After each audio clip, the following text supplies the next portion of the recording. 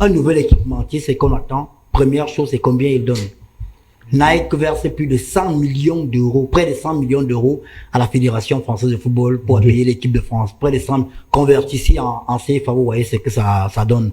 C'est vraiment hallucinant venant de la part du grand frère Ernest Obama quand on connaît les réalités du terrain. Parce que là, on entre déjà dans un conflit d'intérêts quand tu compares les 100 millions d'euros que Nike verse à l'équipe de France avec les contrats de sponsoring que le Cameroun reçoit. Vu que vous avez pris l'exemple avec la France, on va rester sur ce cas-là. La valeur marchande des joueurs, l'impact marketing, c'est le jour et la nuit entre la France et le Cameroun. Avec la Fédération française de football, Nike met 100 millions d'euros parce qu'ils savent que derrière, ils vont avoir des gains, des revenus de plus de 200 millions d'euros. La vente des maillots, les contrats publicitaires et les partenariats vont ramener des gains dans les caisses de l'équipementier. Là, c'est hallucinant parce que tu connais la situation de ton équipe nationale. Tu as un Carlos Baleba qui est la plus grosse valeur marchande du Cameroun actuellement avec 70 millions d'euros. Deuxième, on a Brian Bemo qui vaut 50 millions et troisième, on a André Onana qui vaut actuellement 32 millions. Et tout le reste de ces 17 joueurs, voire 18 joueurs qui ont été appelés pour cette trêve internationale ont une valeur marchande de moins de 15 millions d'euros. Actuellement où je vous parle, Aboubacar Vincent vaut 1,5 million